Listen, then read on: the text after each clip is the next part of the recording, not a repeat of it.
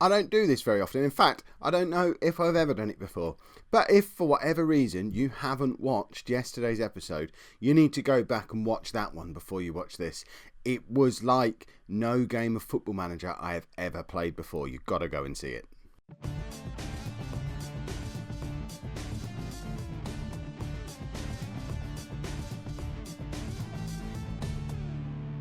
Hello and welcome to Season 18, Episode 11 of Non-League to Legend. I'm Kev, and coming up on today's episode we have our final two Premier League games of the season against Derby County and Nottingham Forest. Hopefully, if all goes to plan, we wrap the league title up today against Derby and then stick the reserves out against Forest, because we've got two kind of big games coming up once the Premier League season is done.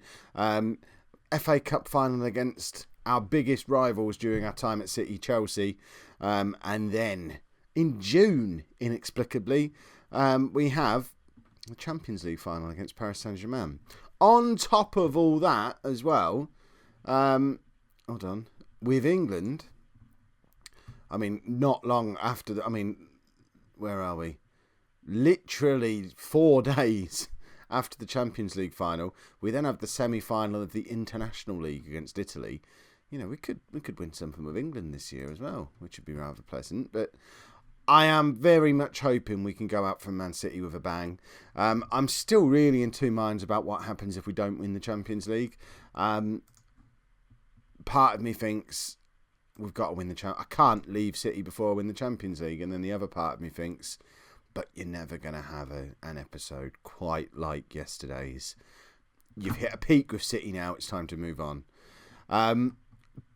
Forget about all that for now, though. Today, we're back into the reality of the league. You can tell because I'm not wearing a suit. And this is the team that we're going to be playing today against Derby. And league table-wise, just to recap, I can't even remember if I've already showed you this. We are currently 7 points clear of Chelsea. They've got 3 games left to play. They're not playing today. They play tomorrow.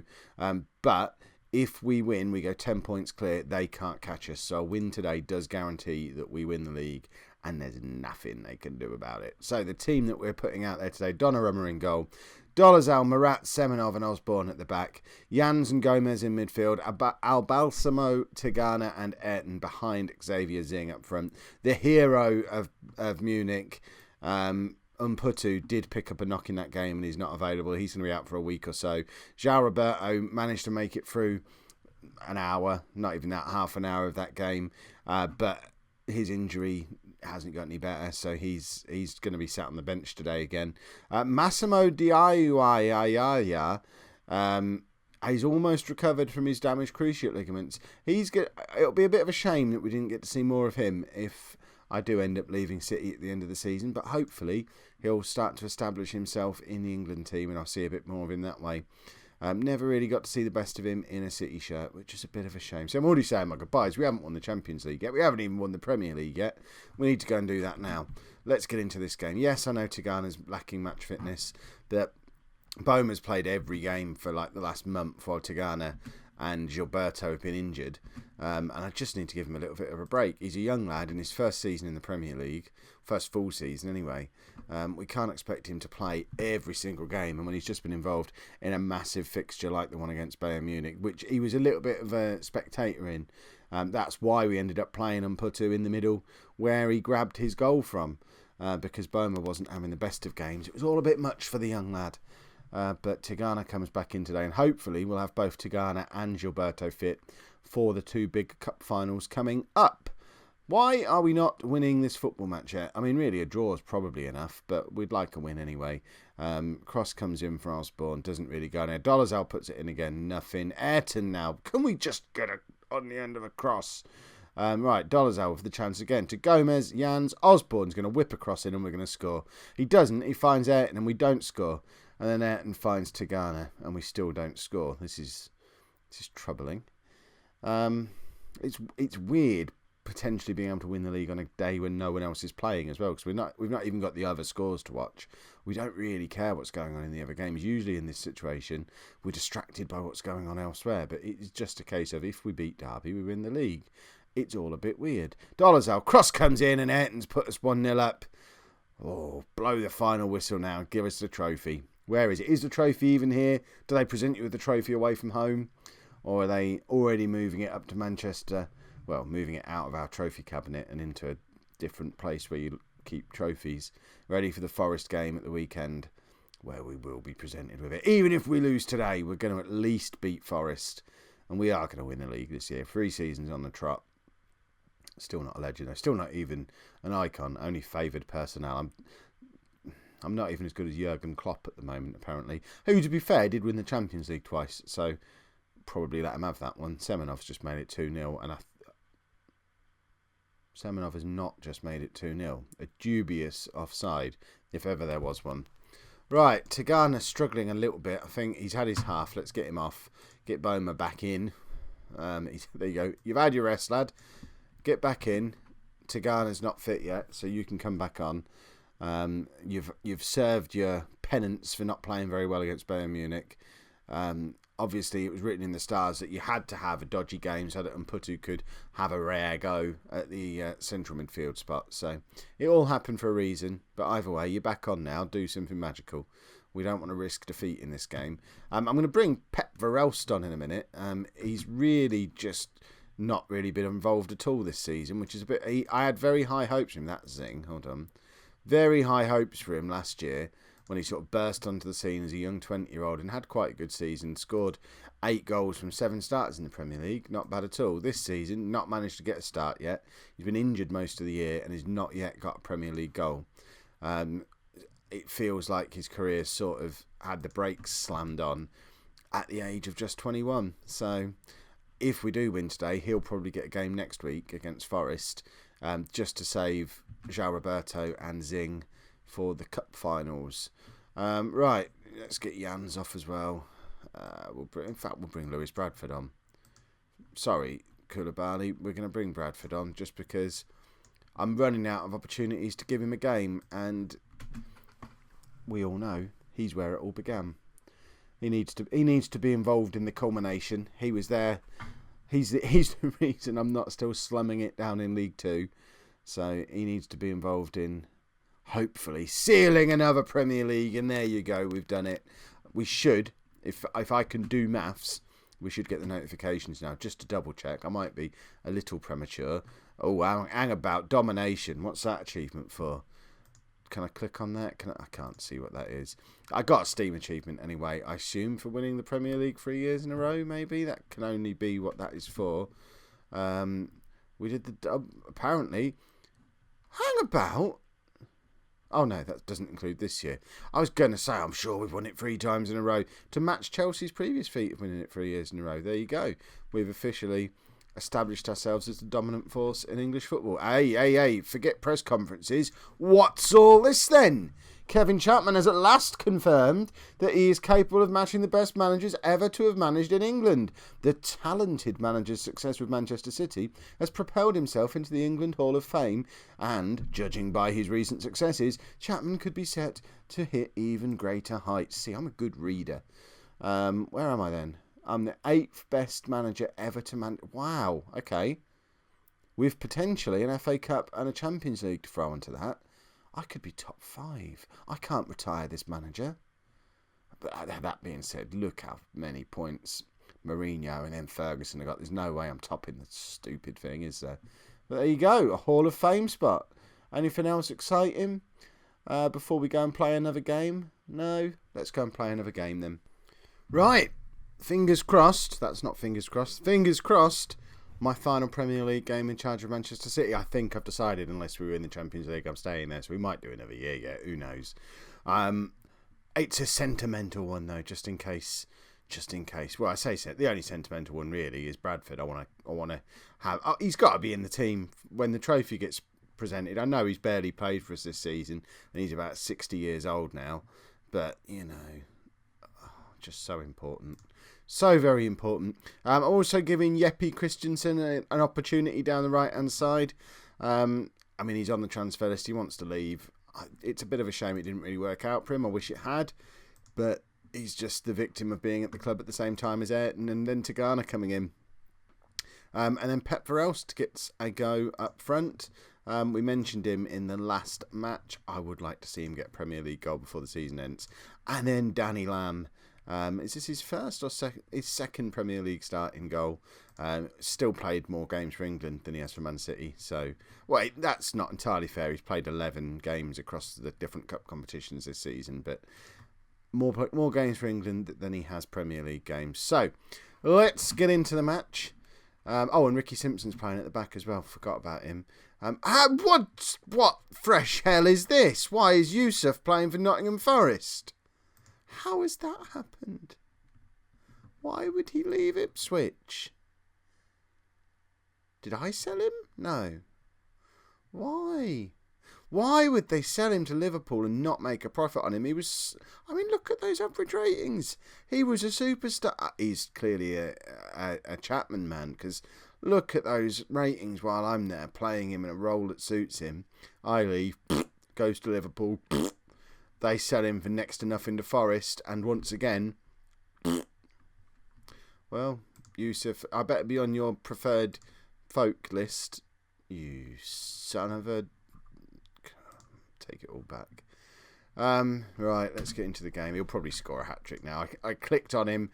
We looked at his stats. We all know what happens when you look at a player before the match. They're guaranteed to have a man of the match hat-trick scoring performance against you. So expect Yusuf to probably snap Lewis Bradford in half and all that. I liked Yusuf until then.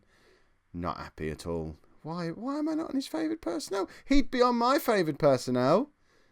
Not impressed at all with that young man. I was going to sign him and just give him £400,000 a week for a year. I'm not going to be here. Who cares? I might sign all my favourites from Ipswich. I'll sign all my favourites from Ipswich. Give them all big paydays to say thanks for everything you did, lads. Although, to be fair, depending on where I end up, I might need them elsewhere. Most of them have not been good enough for City, but if I end up at a mid-table team in Germany, you can guarantee my first signing is going to be Lazarov.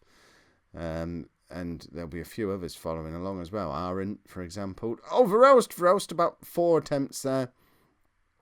That's my thinking about where I might end up. Something a bit more mid-table-y. I don't want to go for something rubbish and boring, but I don't necessarily want to walk into Barcelona or Bayern Munich or Real Madrid and just be Man City with a different colour scheme and just throwing money around.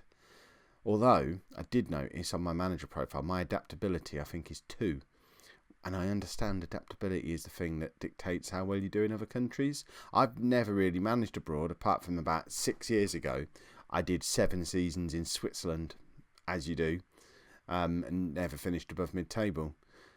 So I've got a feeling wherever we end up, there's a sacking imminent, because I won't speak the language, I won't know what's going on, I won't know any of the players, and I've got no adaptability. So I'll probably come back to England, tail between my legs, and I'll go back to Ipswich and go and win the league with them. Finish things off. That'd be a fun way to end, wouldn't it? We need that board out of the way. Right. Come on. We need to win. Look how close Chelsea have run us in the end. 90 points any other season for the last 3 or 4 years would be plenty of points to win the Premier League. It's fair to say Chelsea are back. They were dominant for a long time. They had that season where they dropped off and we nipped in. But you wouldn't say we've dominated in the way they have, because they are running us far harder than we ever ran them. And, look, we're 21 points ahead of Man United in 3rd place. That is absolutely insane. The Premier League's turned into a 2-team league. Right, let's bring Diawaya on. Just because I want to see him. He's been out injured for a long time. Balsamo can go out onto that wing. Why not? I know he doesn't properly play there, but we want to give Diawaya a game. There he goes. Verelst has been a load of bobbins, so Zing can come on and try and grab a goal. Big round of applause, everybody. Massimo Diawaya, who's been out injured for a year, and he's back. Hopefully in time to be brilliant and come and play. Perhaps if we unpause and come and play for England in the International League, because he'll be ready for that. He'll be the star of the tournament. He'll be this summer's Williams. Balsamo, I tell you what, coming in off the right wing, he's nabbed himself a goal. 1-0 up, not 2-0 up. Where was my last goal from? 1-0 up. Balsamo gets his 13 for the season. Tidy little finish, presumably on his left foot, cutting in from the right hand side. But we'll never know because the highlight's not going to load. Here we go. Tigana into Zing. Zing just squares it across, I think. Comes over to a Balsamo. Oh, it was right-footed. I've been proven a liar once again. But who cares? We're 1-0 up. We're going to make one more substitution. Have we got any... What's the most sentimental substitution I can make at this stage? We haven't really got anyone like that knocking around, have we? Mateza is leaving. I've already told him he can leave in the summer, so we'll bring him on. Who needs to come off at the back? We'll take Semenov off. Stick Ron across there. And Mateza at left back. And he can say goodbye. He arrived about 2 weeks before I did at City. And presuming I resign immediately after a Champions League win, he'll leave about 2 weeks after me, unless a new man decides to offer him a contract. Tigana's just put us 2-0 up. And I think Mateza he'll be my assistant manager at my next place. He's only 30, but I'm retiring him. I think he should come with me just because people will remember this period, not as the Chapman years at City. These were the Mateza years. He came along, unprecedented levels of success, and then he disappeared off into the sunset and they stopped winning things, and the only explanation was that left back who occasionally rotated into the side. He must have done it all. Right, Diawara, Bradford, across to Dolazal, cross comes into Ghana. I don't know who scored that. That was an own goal by a Lazio lookalike. You get a lot of them these days. They all want to be Lazio, none of them will be. Tigana, that's an excellent save, and then an absolute howler from their defender, and the keeper just threw himself to the floor in rage. Oh, Hanko, not happy about that at all, is he? 94 points, that might be a record for us, I think. It might be close to the Premier League record. I think that's in the mid-90s, isn't it? Dolazal crosses in, Mateza, go on, it's the culmination of the Mateza years, and Diawara nearly capped his return with a goal. Well, that was quite an impressive performance, really. Forest are 6th in the league. So for quite a few backup players to come in and for us to still look that good, very promising for the future. 31 shots we had in that game as well. And West Ham have set them up. Shall I go to West Ham?